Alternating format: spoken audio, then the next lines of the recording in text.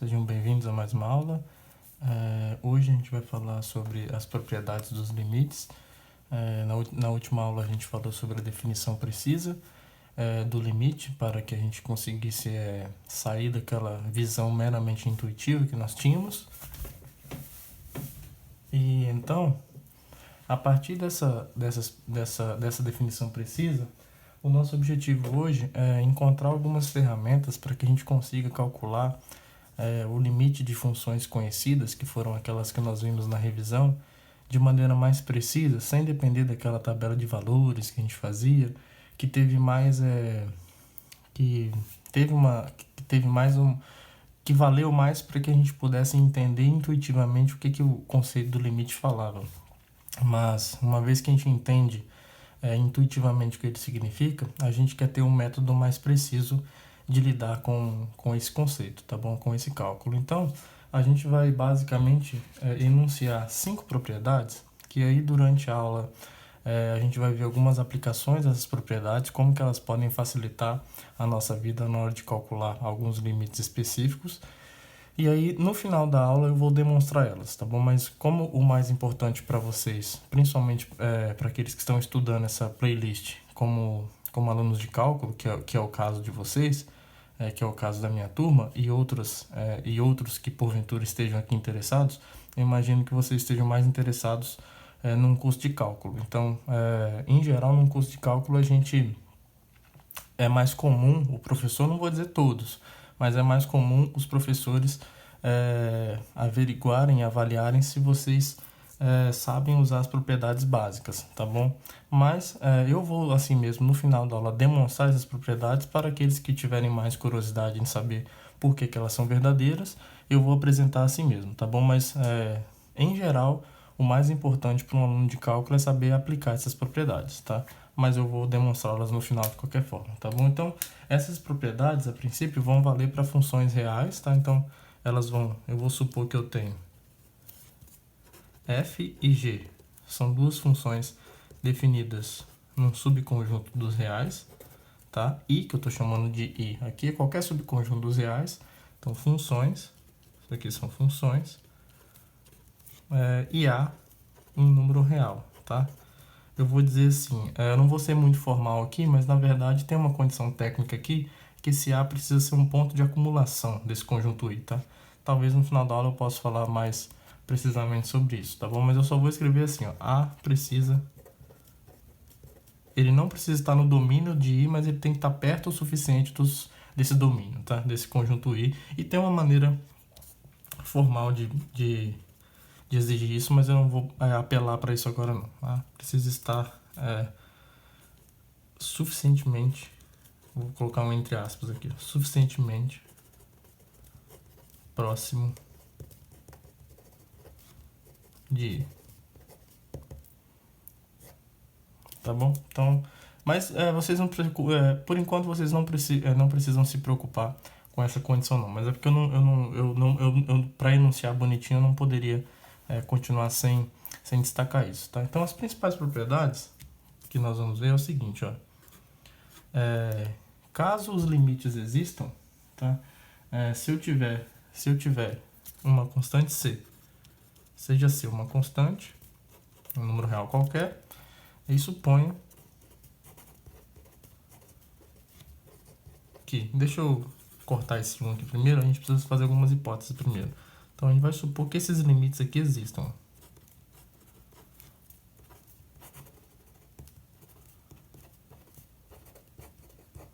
Existem. Ou seja, são dois números reais, tá? Um eu posso chamar de L e outro de M, tá bom? Então eu vou supor que esses dois limites existem, tá? Então, caso eles existam, eu não sei se o português que é o melhor existem ou existam, né?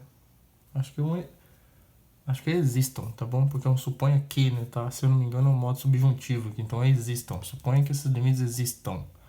Então, a primeira propriedade é o seguinte: o limite da soma vai ser a soma dos limites, tá? Então, quando você estiver calculando o limite de uma função que é dada pela soma de duas funções, isso aqui é igual ao limite, quando x tende a de f de x, mais o limite quando x tende a de g de x.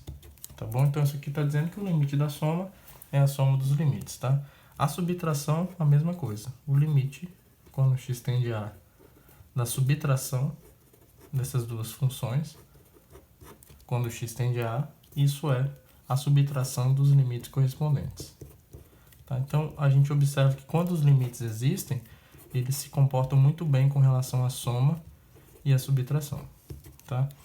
A terceira propriedade diz respeito à multiplicação. Se eu tiver esses dois limites existindo e por acaso olhar para a função que é dada pelo produto dessas duas funções, então o limite do produto vai ser o produto dos limites, tá bom?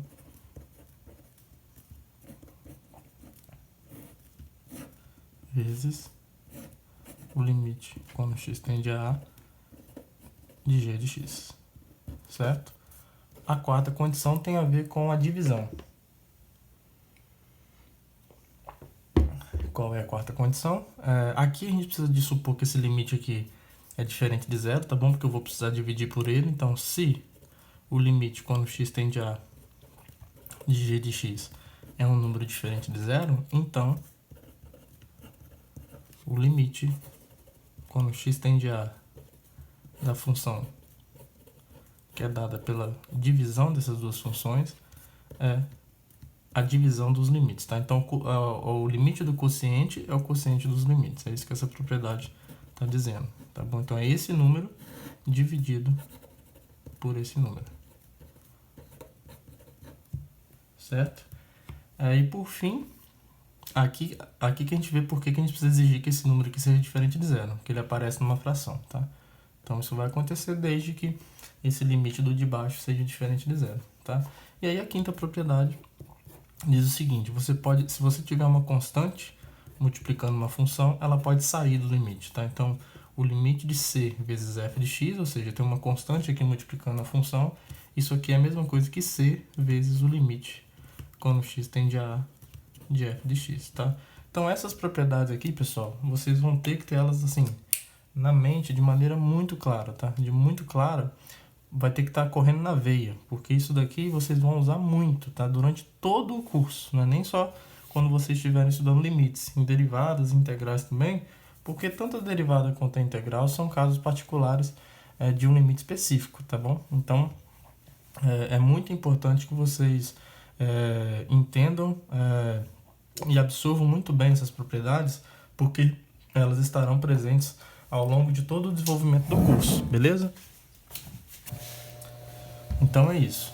Agora, então, a gente vai, antes de demonstrar esses resultados, que para nós aqui é um pouco secundário, eu diria, pelo menos na minha visão, enquanto estudantes de cálculo, tá bom? Eu não estou dizendo que não seja importante você estudar isso daqui, especialmente se você for um aluno do curso de matemática, aí sim é muito importante você entender, pelo menos a princípio, por que essas coisas funcionam. É claro que você vai ver isso com mais rigor se você for aluno do curso de matemática. Você vai ver isso com mais rigor num curso de análise real, tá? Mas se você puder já ter um contato com a demonstração disso agora, já vai te ajudar um pouco lá na frente a tomar um choque um pouco menor na hora de lidar com o rigor matemático, tá bom? Para os demais alunos, é sempre bom você ter um conhecimento mais aprofundado. Mas num curso de cálculo, o que em geral é avaliado é se você tem a capacidade de aplicar essas propriedades, né? De absorver essas propriedades, entender o que elas estão falando e ter a capacidade de aplicar isso na resolução de problemas, tá? É claro que isso depende de professor para professor, tá? Eu não posso responder por todos os professores de matemática do Brasil, então pode ser que determinado professor mesmo no curso de cálculo cobre uma demonstração de um resultado como esse, tá? Então, assim, não vai chegar e falar pro seu professor: olha, o professor Thiago lá do canal falou que em geral não se cobra isso, não. O professor é livre para fazer, dentro da ementa, fazer o que ele quiser, tá bom? Então, assim, se precisar, se vocês me levarem para um tribunal para testemunhar a favor de vocês, eu não vou testemunhar a favor de vocês, tá bom? O professor tem a prerrogativa de cobrar o que ele quiser na prova, desde, obviamente, que esteja na ementa do curso, tá? Mas, assim, não é o que eu faria a princípio, tá bom? Não no curso de cálculo, mas no curso de análise seria mais razoável. Mas até mesmo para o nosso curso ficar completo, no final eu vou demonstrar esses resultados, tá bom? Mas o nosso objetivo agora é aplicar essas propriedades para calcular alguns limites clássicos que antes a gente estava fazendo só pelaquela tabelinha de valores, para a gente ver como que isso aqui ajuda a nós calcularmos de maneira precisa limites de funções que, se você tentar fazer por uma tabela de valores, por exemplo, você vai ver que vai dar muito trabalho, tá bom? Então vamos colocar a mão na massa, tá? Vamos lá então. Então fiquem conscientes dessas propriedades, são elas que a gente vai usar em toda esta aula, tá? Eu vou até deixar essa folhinha aqui perto, porque vez ou outra a gente vai voltar aqui para mostrar para vocês essas propriedades que a gente vai usar ao longo da aula. Então vamos lá. Vou colocar a folhinha aqui.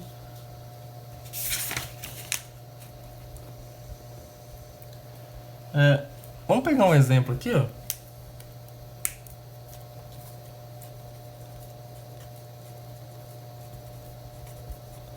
Vamos supor então, previamente, vamos supor que eu tenha duas funções,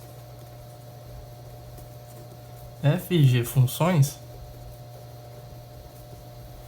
e suponha que eu tenha aí duas funções fictícias, e suponha que elas sejam funções que satisfaçam isso aqui, ó, sei lá, que o limite quando x tende a zero de f de x é 3, e o limite quando x tende a zero de g de x é igual a, vamos pensar aqui, igual a, sei lá, 8, tá bom? 8.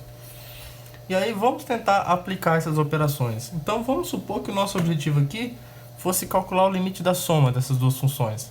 Então, segundo as propriedades que nós vimos, quem seria o limite da soma quando x tende a zero da função f de x mais g de x? Isso daqui seria o quê? Ó? Pela primeira propriedade, a propriedade 1 que nós vimos, isso daqui é o limite quando x tende a zero. É o limite quando x tende a zero de f de x mais o limite quando x tende a zero de g de x, certo? Só que o limite de f de x quando x vai para zero, a gente está supondo que é 3. Tá? Então isso aqui é 3 mais o limite de g de x quando x vai para zero, que é 8. Tá bom? Então o limite dessa função soma, que eu não sei quem é, mas a função soma sempre está bem definida, né? Porque se eu tenho f de x e g de x bem definidos, f de x mais g de x é um número real. Então 3 mais 11 aqui, desculpa, 3, mas já estava me antecipando, né? 3 mais 8 é igual a 11. Então seja lá qual for essas funções f e g, se o limite de f quando x vai para zero é 3 e o limite de g quando x vai para zero é 8, então o limite dessa soma é 11, tá? Agora vamos supor que a gente quisesse calcular o limite da subtração dessas duas funções. Então o limite quando x tende a zero, vamos colocar aqui o número 1 que a gente fez. Número 2. Suponha que eu queira calcular o limite dessa subtração. F de x menos g de x. Então, pela propriedade 2 que nós vimos, isso daqui é o limite quando x vai para zero de f de x menos o limite quando x vai para zero de g de x. Certo? Agora, eu estou supondo que o limite de f de x quando x vai para zero é 3. Então, isso aqui é 3. E o limite de g de x quando x vai para zero é 8. Então isso aqui é 3 menos 8, certo? Que é menos 5. Beleza? Então o limite da subtração é menos 5. Vamos supor que a gente quisesse calcular agora o limite do produto. O limite, quando x vai para zero, da função dada pelo produto dessas duas funções. Certo? Então isso daqui vai ser o quê? Ó? Isso daqui é o limite quando x vai para zero de f de x vezes o g de x. Isso daqui, pela propriedade 3, é o limite quando x vai para zero de f de x vezes, então é esse número aqui, vou colocar um parêntesão aqui, vezes o limite quando x vai para zero de g de x. Certo? Agora, esse limite aqui é 3 e esse limite aqui é 8. Então, 3 vezes 8 é igual a 24. Então, o limite desse produto, nesse caso, é 24. Tá? Vamos supor agora que a gente quisesse calcular o limite da função dada pelo quociente da função f pela função g. Então, a gente quer calcular esse limite aqui, ó, quando x vai para zero essa função dada pelo quociente dessas duas funções. Bom, como o limite aqui é diferente de zero, então eu posso usar a propriedade 4, e isso daqui vai ser a razão entre o limite de f de x, quando x vai para zero, sobre o limite, quando x vai para zero, de g de x, certo? Só que aqui em cima é 3 e aqui embaixo é 8. Então isso aqui é 3, é a fração 3 sobre 8, tá? E aí, se o objetivo é só calcular o limite, encontramos. Tá bom? Essa fração aqui já está no modo, já está no seu formato irredutível. Observe que a gente não consegue mais simplificar essa fração, tá? Isso aí, vamos pensar aqui, é um pouquinho mais que 0,25, tá? Essa conta é muito difícil para fazer aqui agora. Pega a calculadora e faz, tá? Eu sou horrível de conta, então não vou nem tentar fazer isso aí agora. É 1/4, ó. É 2 sobre 8 é 1/4. Aí sobra 1 sobre 8, que é 0,125, se eu não me engano. Então é 0,25 mais 0,125, que é 0,275. Milagrosamente, eu acho que é isso daqui, tá? Mas não confie em mim. Eu acho. Como eu estou usando o celular para gravar aqui, eu estou sem calculadora aqui agora, então eu não vou poder fazer essa conta, senão eu vou ter que interromper o vídeo só para fazer isso, e eu não vou fazer um negócio desse de jeito nenhum, tá bom?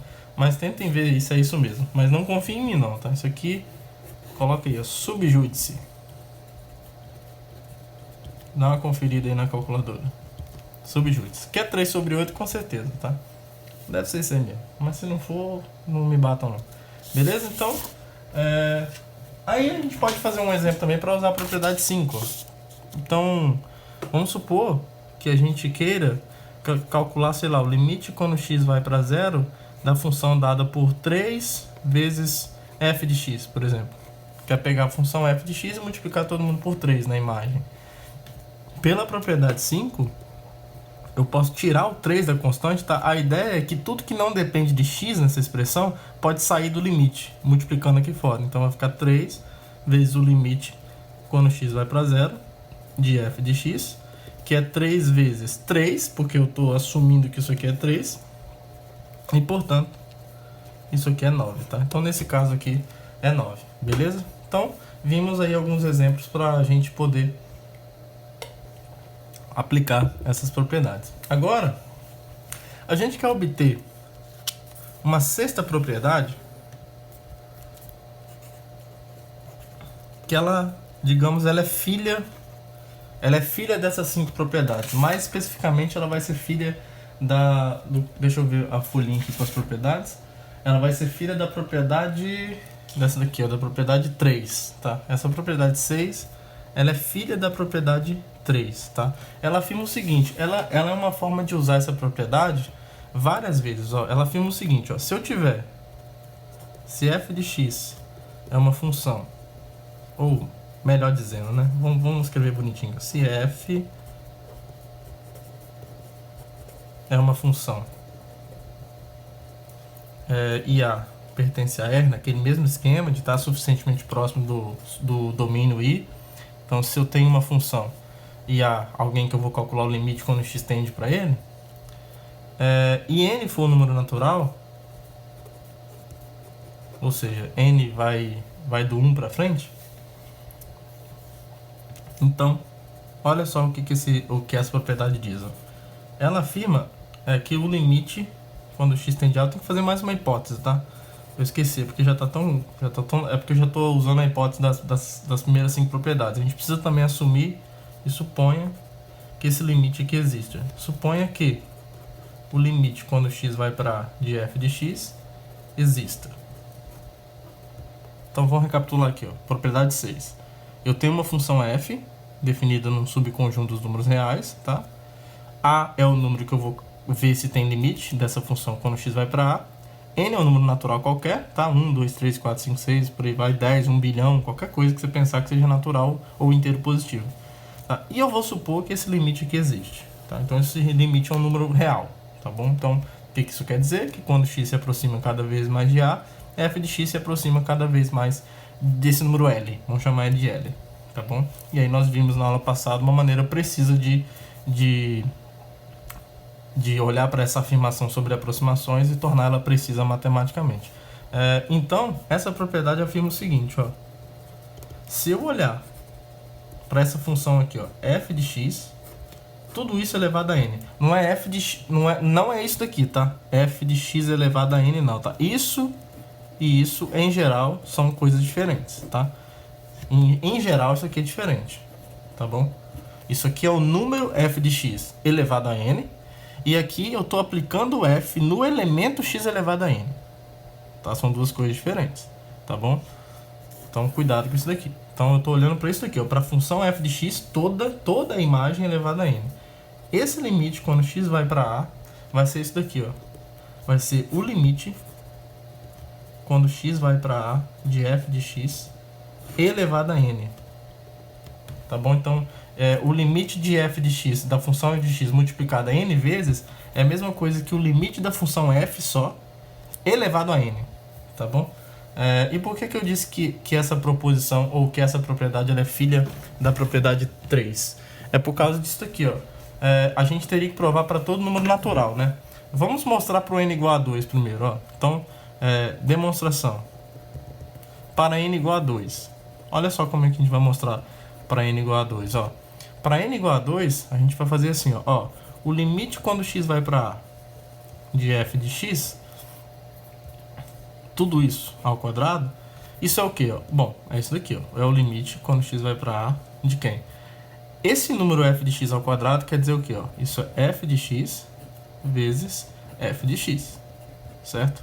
Aí aqui agora eu vou usar a propriedade 3, porque olha só, aqui é o limite do produto de duas funções, que por coincidência a segunda função é igual à primeira, digamos assim. O g aqui é o próprio f, tá? Nada me impede de tomar a função g como sendo a própria função f, tá bom? Na propriedade 3 que eu enunciei, tá bom? Que tá aqui, ó.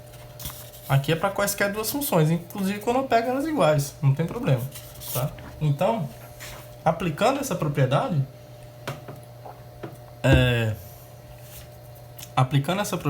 isso aqui é o que? Vai ser o limite quando x vai para a de f de x vezes o limite quando x vai para a de f de x de novo. Tá bom? Agora, isso é um número real multiplicado por ele mesmo, tá? Por mais que esteja grandão essa coisa aqui, seja grande, isso está simbolizando um número real. E aqui eu estou pegando ele e multiplicando por ele mesmo. Então, isso é o que, por definição? É esse número, que se você quiser chamar de L, pode chamar, é esse número ao quadrado, tá bom? Então, olha só, por n igual a 2 funciona, tá? Aí, como é que a gente provaria por n igual a 3? Para n igual a 3, funcionaria assim, ó. O limite, quando x vai para a de f de x ao cubo, é o que? Eu vou tentar usar o que eu fiz anteriormente, porque quando eu pego f de x e elevo ao cubo, isso é a mesma coisa que pegar f de x e elevar ao quadrado primeiro e depois multiplicar pela função de novo, tá? Então isso é a mesma... E por que eu estou fazendo isso? No próximo passo vocês vão entender por que eu tô sendo esperto assim, eu estou tentando usar de esperteza aqui, mas uma esperteza legalizada, digamos assim. Não é nada que eu não possa usar. Por quê? Ó? Aqui, se eu escrevo f de x ao cubo dessa forma aqui, a propriedade 3 me diz que tudo que eu preciso para saber calcular o limite do produto é calcular o limite de cada um dos fatores. Agora, o limite desse quadrado aqui eu sei quem é, em termos do limite original, e esse limite aqui eu também sei quem é, pela hipótese, tá? Então, pela propriedade 3 de novo, aqui eu usei a propriedade 3, né? E aqui vou usar a propriedade 3 de novo. Isso aqui é o limite dessa parte, que tem um quadrado.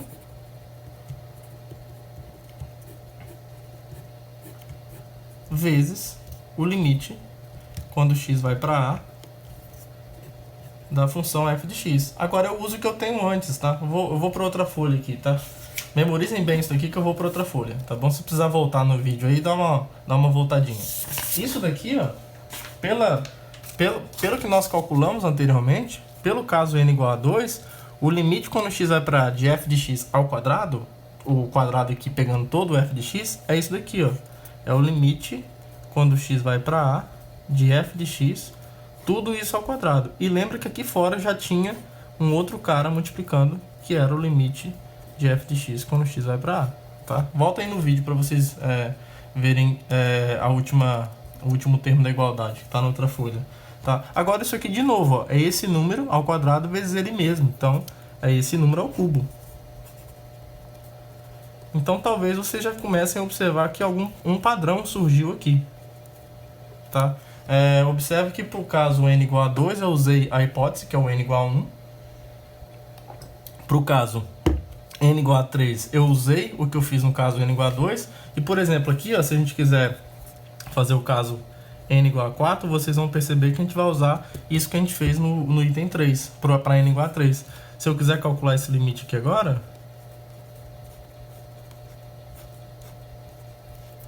isso daqui é o que? É o limite quando x vai para a. Eu vou escrever espertamente assim, ó, como f de x ao cubo vezes f de x, certo? F de x à quarta pode ser escrito assim. Agora, por que eu escrevi assim? Porque eu sei calcular o limite disso e sei calcular o limite disso.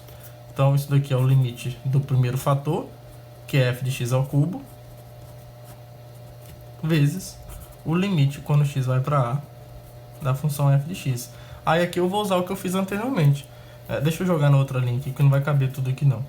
Pelo que eu fiz no caso n igual a 3, esse limite aqui, ó, é o cubo do limite quando x vai para a.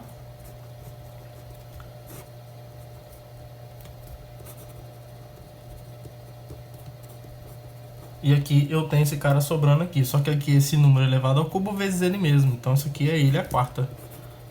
Então, usando uma ferramenta chamada indução matemática, ou princípio da indução finita, a gente consegue mostrar, pelo princípio da indução finita, eu posso fazer uma aula bônus só explicando o que é esse princípio, tá? Pelo princípio da indução finita,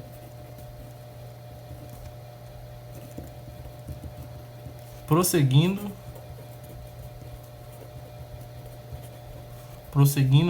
deste modo, concluímos que o limite quando x vai para a de f de x elevado a n é igual ao limite quando x vai para a de f de x elevado a n. Tá bom? Só falando rapidamente a ideia aqui do princípio da indução finita, tipo assim, se você tiver uma afirmação sobre o número n, suponha que isso aqui seja uma frase, ó, P de n seja uma sentença que dependa de n. Sentença aberta, que a gente diz, que dependa de n. N aqui é um número natural. Tá, então, por exemplo, P de n, imagina que P de n é uma frase, então ela pode ser qualquer frase que depende de n. Por exemplo, essa frase aqui, que é o que a gente queria mostrar, que é o que está nesse resultado. Esse daqui, ó. Para nós aqui, o P de n é essa frase, ó. O limite de f de x quando x vai para a elevado a n é igual ao limite de f de x quando x vai para a, tudo isso elevado a n. Tá? Então, ou seja, você pode aplicar o limite n vezes aqui. Tá? Então, esse princípio da indução eu vou falar bem rápido aqui, porque não é o nosso objetivo gastar tempo com isso agora. Eu posso depois fazer uma aula só para ele, para esse princípio, que ele é bem importante, tá? Para formalizar essa ideia aqui. Observe que só ficar mostrando que para o 4 vale, que para o 5 vale, que para o 6 vale, mas o que me garante que isso vai valer sempre, né? A ideia é o seguinte, ó, se, por exemplo, a afirmação no 1 for verdadeira, se eu souber que para essa sentença aberta aqui, ela vale para o número 1, então se essa afirmação, quando eu coloco n igual a 1, ela é verdadeira, e isso daqui, ó, valer para todo n natural, o que eu estou dizendo com isso daqui, ó? Isso aqui é só um jeito compacto de dizer assim, ó, se P de n é verdadeiro, então vamos colocar assim, ó, P de n verdadeiro, P do n mais 1 é verdadeiro.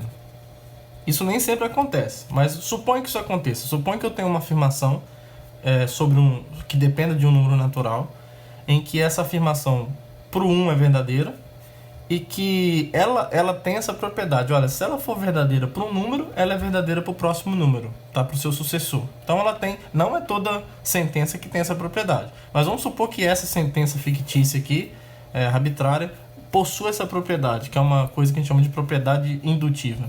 Então a conclusão, se ela tiver essas duas condições valendo, a conclusão aqui é que essa afirmação é verdadeira para todo n natural, tá? E uma explicação rápida do porquê que isso vale, não é uma demonstração, digamos, formal, mas a ideia é o seguinte, ó. O P de 1 não é verdadeiro?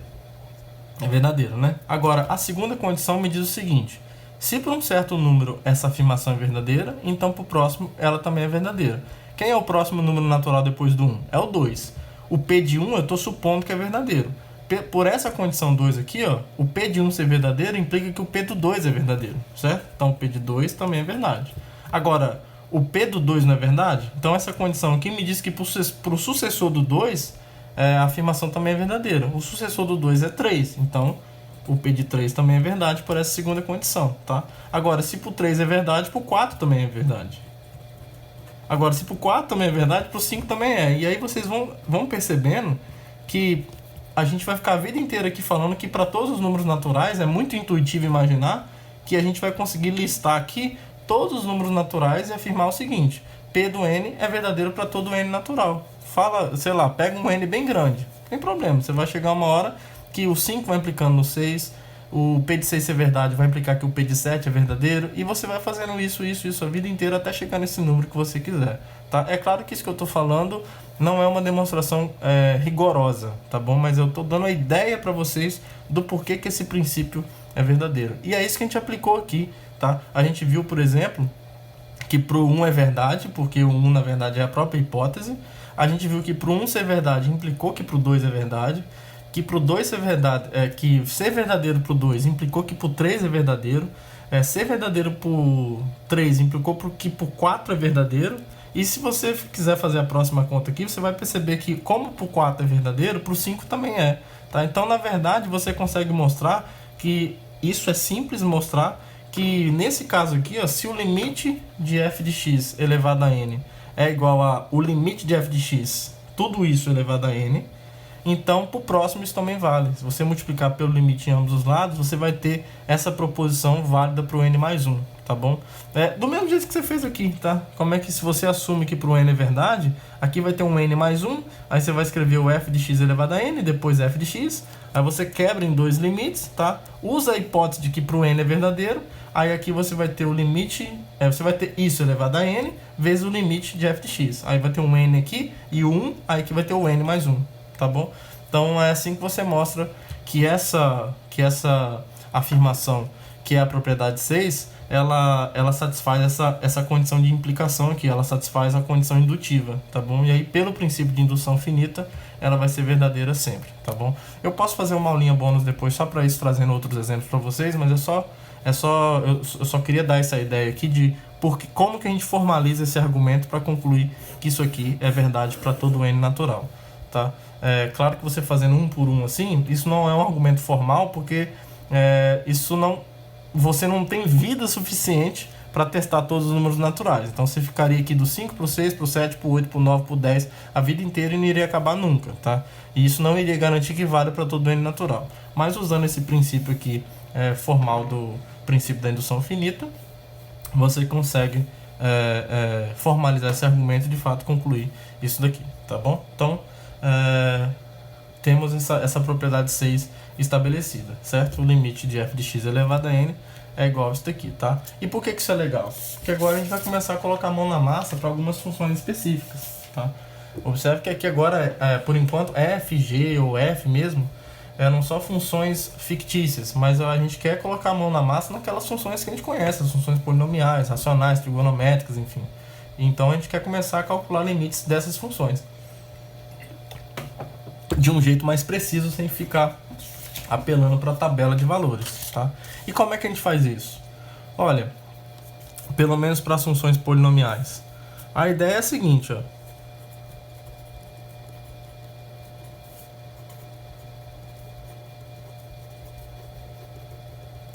Limite de funções polinomiais. A gente vai começar com os exemplos mais simples primeiro.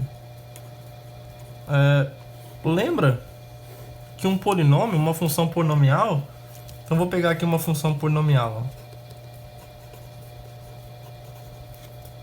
de grau n, por exemplo.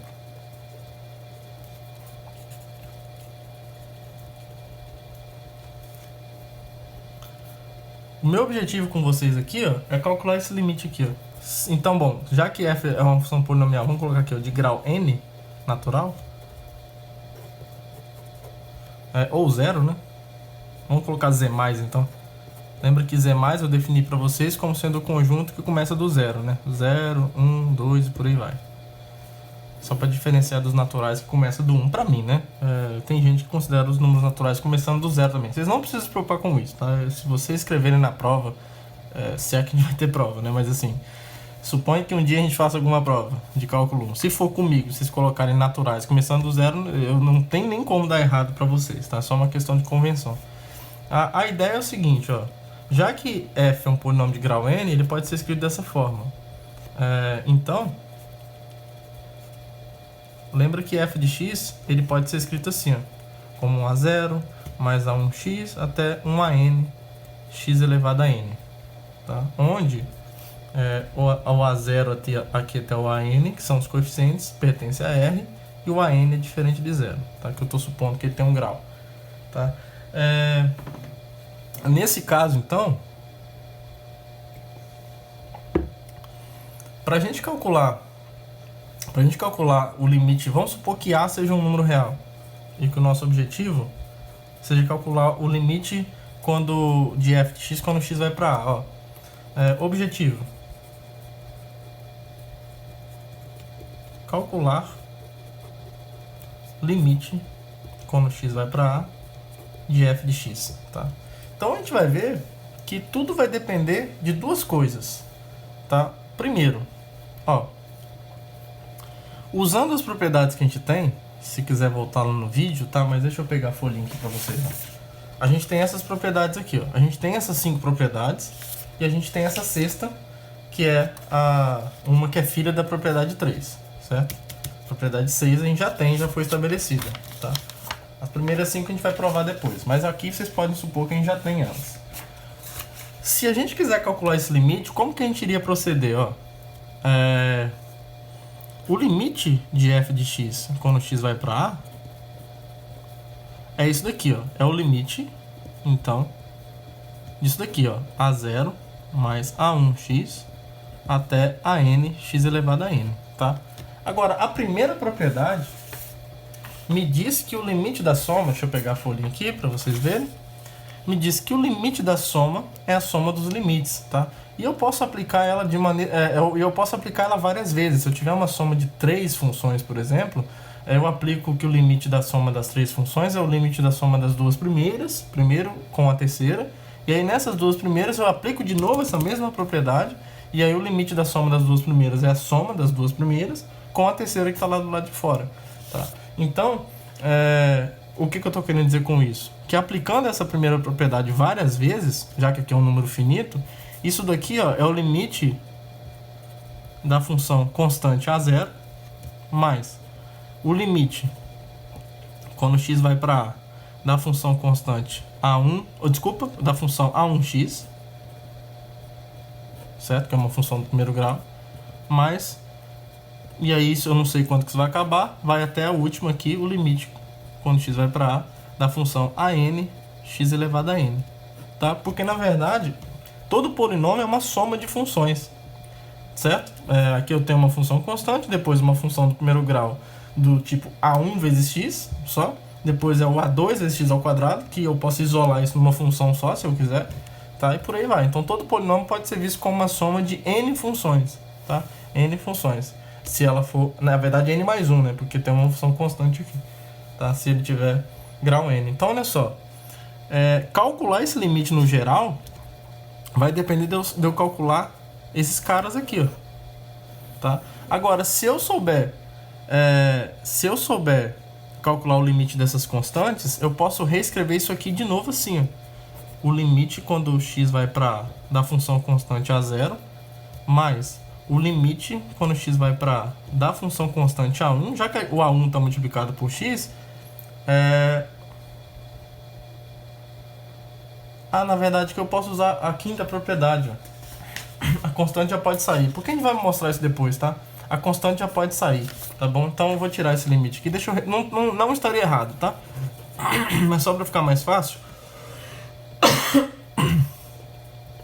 não estaria errado não, mas a gente pode facilitar a vida, né?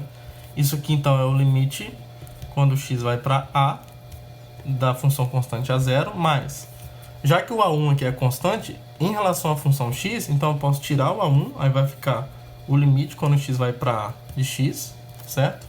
Aí depois aqui, eu vou colocar o termo quadrático aqui, vai ficar o a2, o limite quando x vai para a do x ao quadrado, e eu vou fazendo isso em cada parcela até chegar na última. O an pode sair porque não é uma constante, o an, que é o limite quando x vai para a de x elevado a n, certo?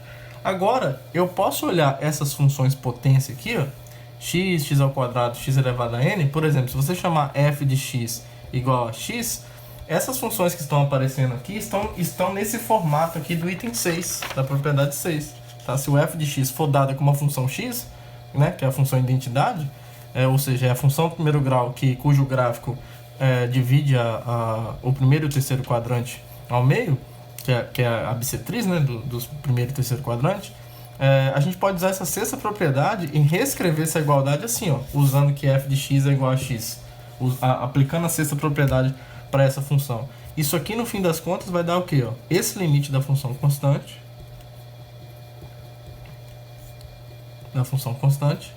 mais a1, o limite quando x vai para da função x, né? Aí aqui, a2, o limite quando x vai para... Não vai caber aqui, acho que eu vou para outra folha. Aí aqui vai ficar o quadrado.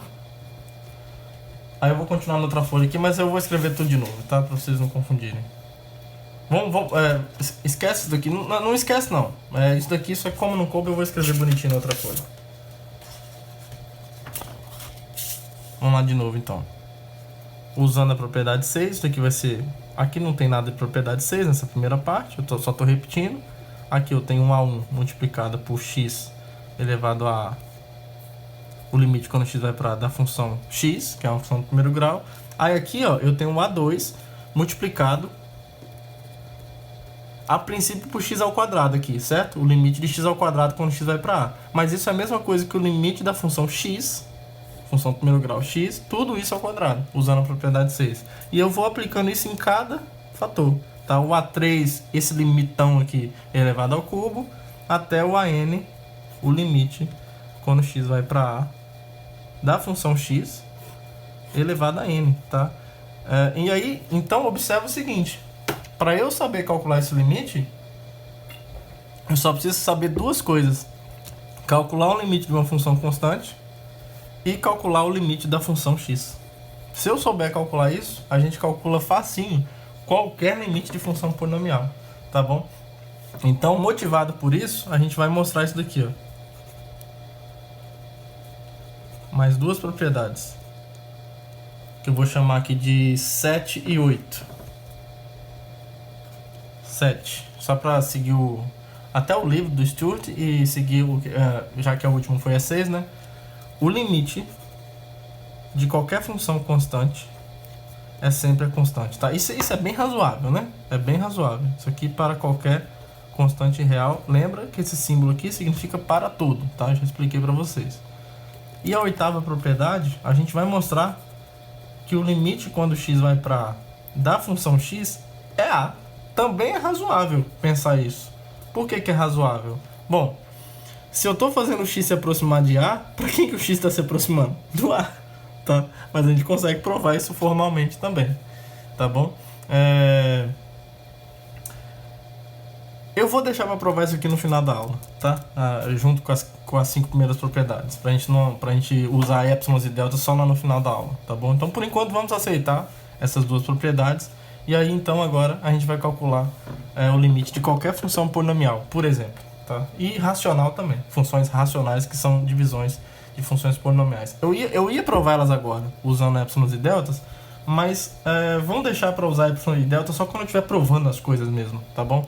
Por enquanto, vamos nos concentrar em saber usar as coisas. Sem demonstrar formalmente, eu só queria que vocês entendessem o quão intuitivo isso aqui está dizendo, tá? Por exemplo, o item 7, ó, uma demonstração intuitiva do item 7. Aqui, ó, se você fosse calcular o limite disso, ó, você ia fazer o quê? O x tendendo a pela direita e pela esquerda, tanto faz, tá? Aí aqui você olharia para essa função aqui, ó, f de x, que é constante, ou seja, ela é c para qualquer x. Aí você pegaria números aqui se aproximando do a, tá bom? Sei lá, 1 a 1, depois 1 a 2, 1 a 3, coisas próximas de a, tá bom? Vamos colocar assim, ó, próximo de a, próximo de a, próximo de a. Só que não importa quem você coloca aqui, ó, o f do a1, bom, a função é constante, então seja lá que diabos for esse número aqui, a imagem dele é c. Então aqui vai ficar c, c, c, c a vida inteira. Para quem que esses números aqui estão convergindo? Eles estão ficando próximos de quem? De c, tá? Suponha que o c fosse 1, você teria 1, 1, 1, 1 a vida inteira aqui, tá se aproximando de 1, é tudo 1, tá? Então, beleza, né? Não tem muita dificuldade de se convencer que isso daqui acontece. A gente consegue provar isso formalmente, mas já dá para perceber que de fato é bem razoável esperar que isso aconteça mesmo. E uma ideia intuitiva do 8 é que se você faz o x aqui se aproximar do a, tomando f de x igual a x, ó, se aqui está o a1, aqui está o a2, aqui está o a3, e isso aqui está cada vez mais próximo de a, aqui, quem é o f do A1? É o próprio A1. Ele pega o x e leva em x. É a função mais preguiçosa que existe. Aqui é o próprio A1, aqui é o próprio A2, aqui é o próprio A3. Isso aqui está se aproximando de quem? Desse número aqui. Tá? Se esses A1, A2, A3 aqui estão indo para o A, esses aqui também estão indo cada vez mais próximos do A. Tá? Tô usando essa linguagem do tiozinho aqui para denotar a proximidade, tá? Que eles estão próximos ali, tá? Claro que não tem nenhum rigor nisso aqui que eu tô fazendo. Eu só tô tentando explicar para vocês por que isso daqui é esperado, tá? Porque não dá para se surpreender com isso daqui, tá bom? Então, usando essas propriedades, então a gente já tem 8 agora. Usando essas 8 propriedades, vamos colocar a mão na massa. Vamos parar de usar letras e agora usar números. Então, vamos supor que o exemplo fosse assim, ó. Calcule o limite quando x vai para 3 da função 2x² menos 7x mais 8.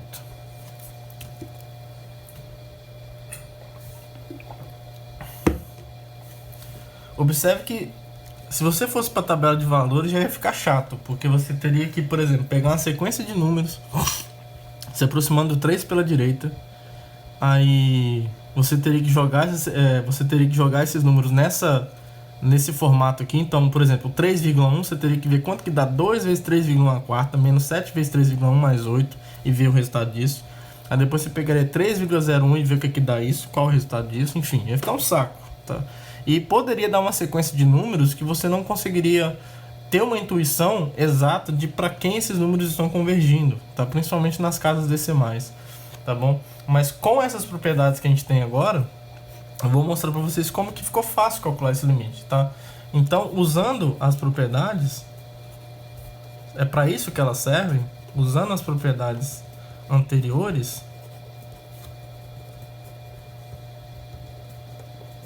temos o seguinte, ó.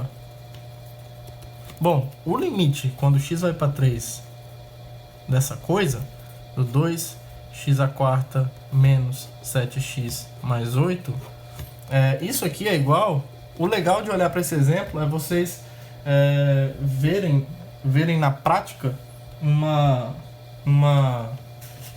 essa escrita que eu dei aqui, ó. Aqui ficou bem geral, né? Aqui nesse exemplo vocês vão ver acontecendo o uso dessas propriedades que eu fiz no geral aqui, tá bom? Então, se ficou difícil entender essa parte, usando letras aqui, usando um polinômio no geral, prestem atenção nesse exemplo que vocês vão perceber o que a gente fez aqui nesse exemplo, tá bom? Já que aqui os números são conhecidos, eu só tenho 3 parcelas, tá?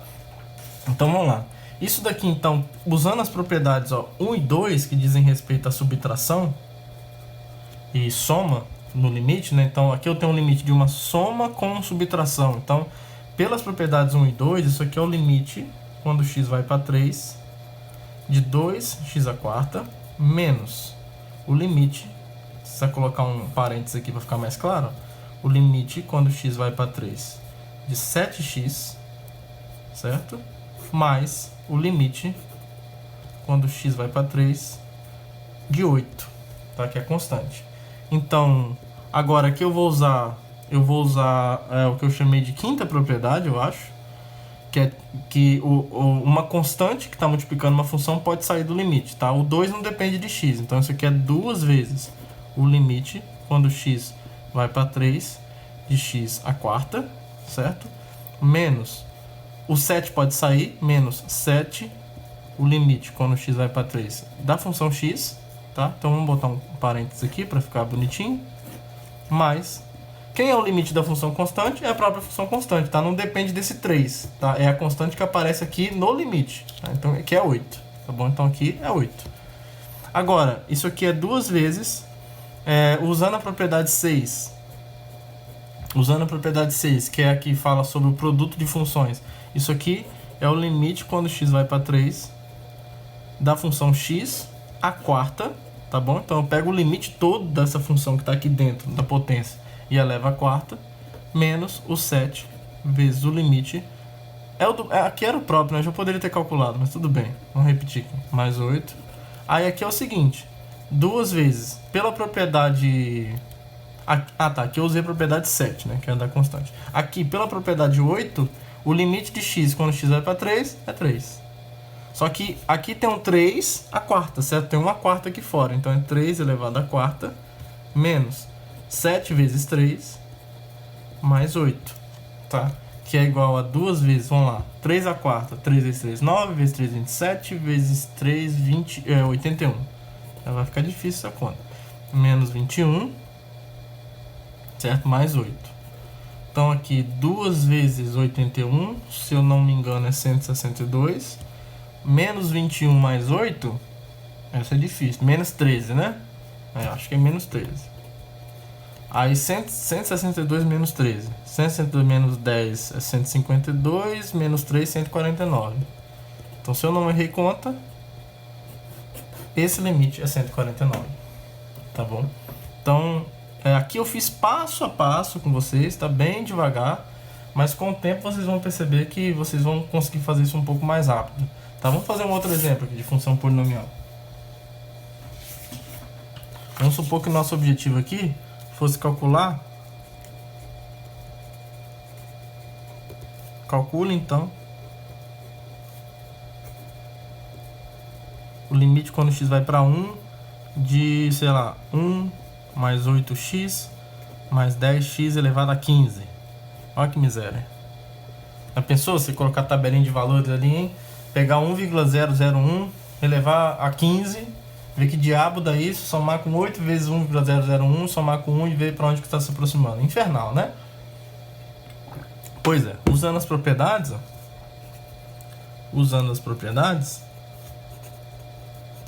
o que a gente vai ter aqui? Ó? O limite dessa coisa aí, de 1 mais 8x mais 10x elevado a 15, isso aqui é o limite, usando a propriedade da soma, né, que é a propriedade 1, isso aqui é o limite quando x vai para 1 da função constante 1, mais o limite quando x vai para 1 da função 8x, mais o limite quando x vai para 1 de 10x elevado a 15, tá? Então aqui eu usei a propriedade 1. Beleza? Aí agora, isso aqui é 1, porque é a função constante. Aqui o 8 pode sair, porque é a constante. Então vai ficar 8 vezes o limite, quando x vai para 1, da função x, né? E não tem potência aqui, na verdade a potência é 1. E aqui o 10 pode sair, tá? E eu vou fazer duas coisas aqui logo ao mesmo tempo, ó. O 10 pode sair e o limite de x elevado a 15, quando x vai para 1, é usando a propriedade, então. Usando aqui a propriedade 5 e 6... E aqui a gente usou a propriedade 7 também, da constante. Isso aqui é o limite, quando x vai para 1, de x, tudo isso elevado a 15, tá? Aí agora vai ficar, então, 1 mais 8 vezes o limite de x quando x vai para 1, usando a propriedade aqui, agora é a propriedade 8, se eu não me engano. É 8. Usando a propriedade 8, esse limite de x quando x vai para 1 é 1, né? E aqui eu vou ter 10 vezes o limite de x quando x vai para 1 é 1, só que aqui está elevado a 15. Só que graças a Deus é número 1, né? 1 elevado a 15 é 1, 1 elevado a qualquer coisa é 1. Então isso aqui é 1 mais 8 mais 10, certo? Que é 19, se eu não estou enganado. Beleza?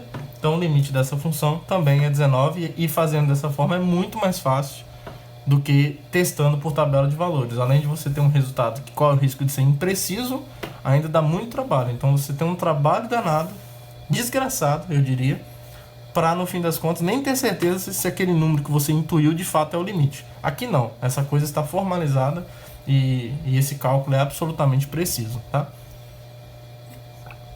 Ótimo. Então, mais um exemplo e aí depois a gente parte para as demonstrações. Tá? Tem bastante exercício no livro do James Stewart. Aqui, eu acho que essa é a seção, deixa eu ter certeza aqui. Eu tô na seção 2.3 aqui do livro do Stewart, tá bom? Então, façam bastante exercícios dessa parte, porque para vocês ganharem bastante intimidade com essa linguagem e com essas propriedades, tá bom? É importante que vocês façam bastante exercício, beleza? Então, um exemplo aqui de uma função que é racional. Tá, vamos supor então, vamos colocar uma bem feia aqui, que eu quero que vocês calculem. Vamos supor que eu boto na prova lá, calcule o limite quando x vai para 0 de 4 mais 7x elevado a 8 mais 10x elevado a 15 sobre 1 mais 18x elevado a sexta mais vamos pensar aqui, 5x elevado a 70. Olha que desgraça. Agora eu desafio vocês a colocar a tabelinha de valores aí para ver o satanás que vai dar, tá? Imagina, você pegar o 0,1, jogar, elevar a 70, elevar a 70, ver quanto dá, e depois elevar a sexta, multiplicar por 18, pelo amor de Deus, né?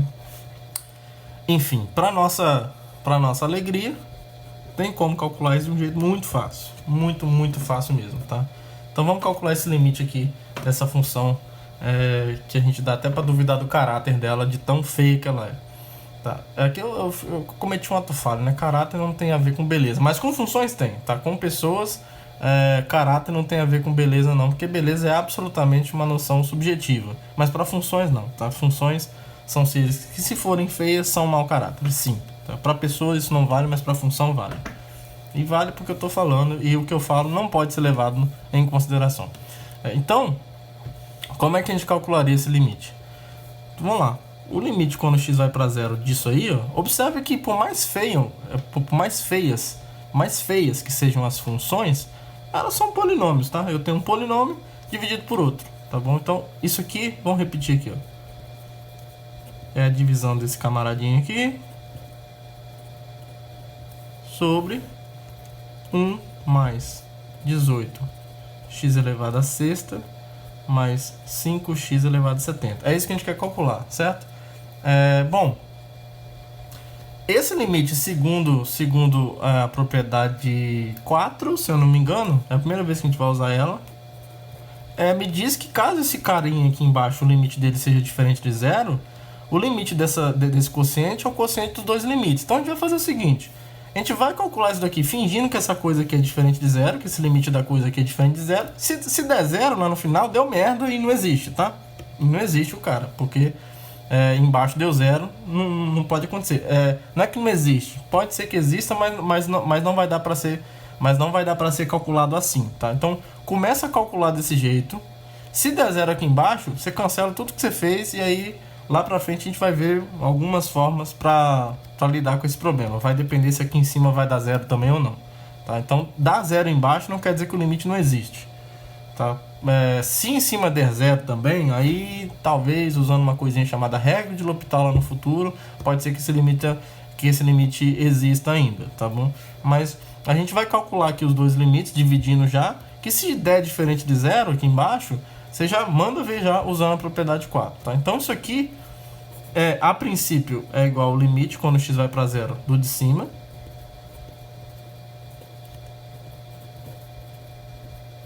sobre isso daqui, ó.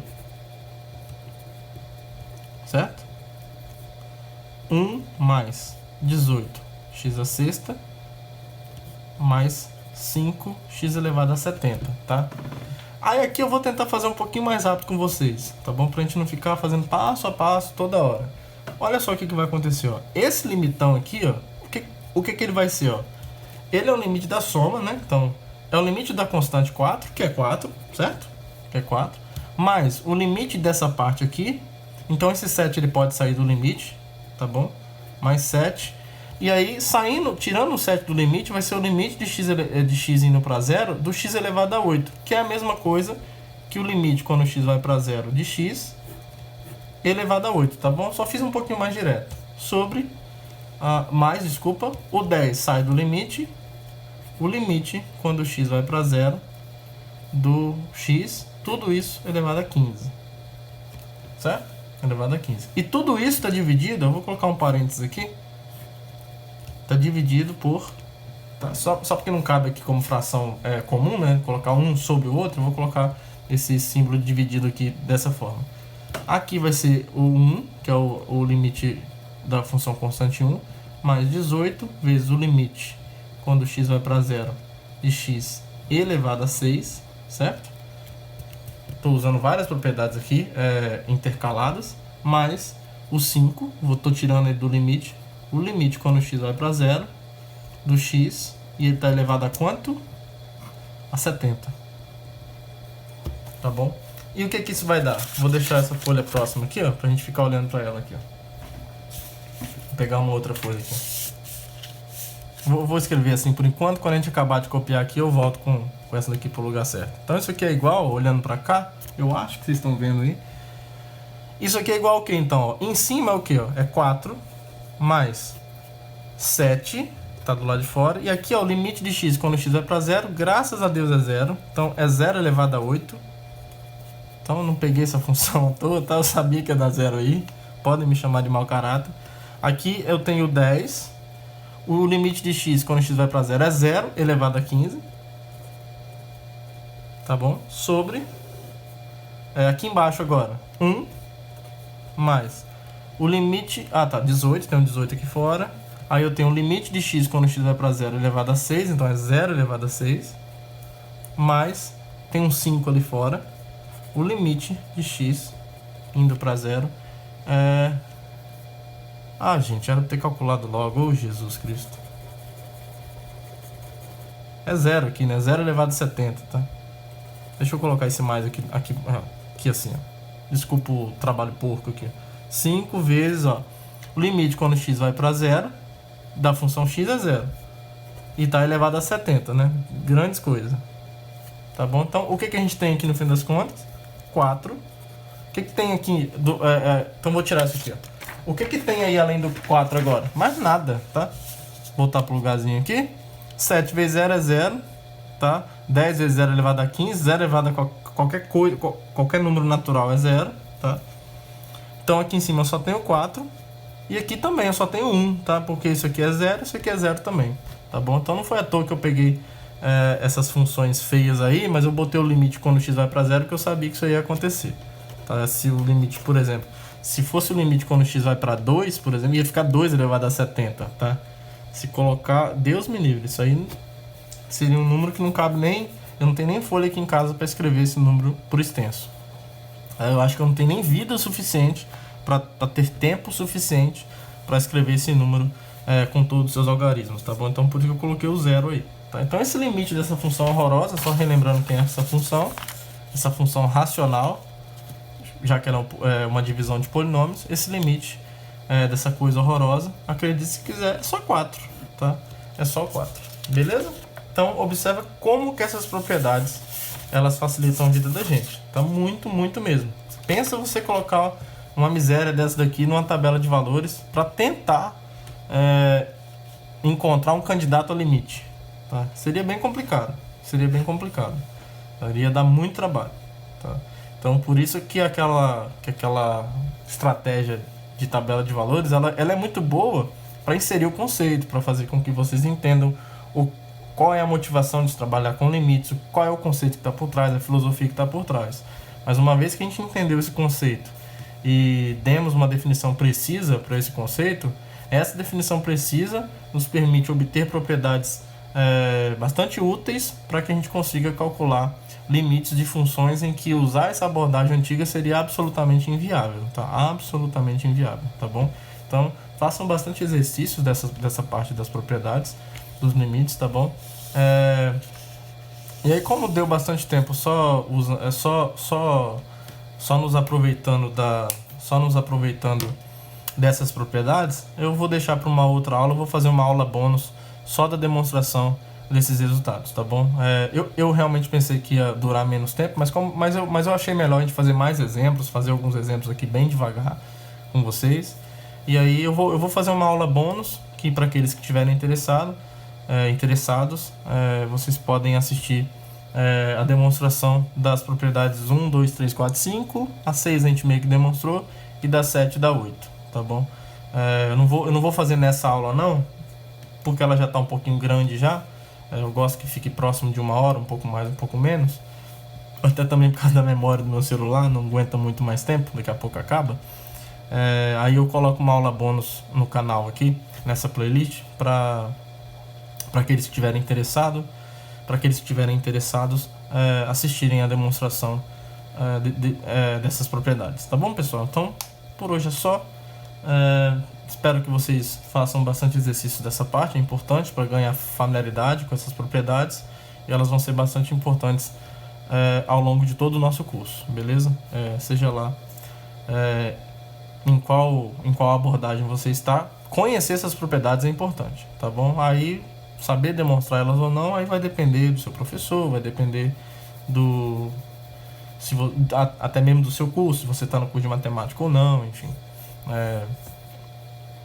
Mas é isso, tá bom? Acho que é só isso, e um bom dia, boa tarde, boa noite para todo mundo, e até a próxima aula. Tchau, tchau. Now the world don't move to the beat of just one drum. What might be right for you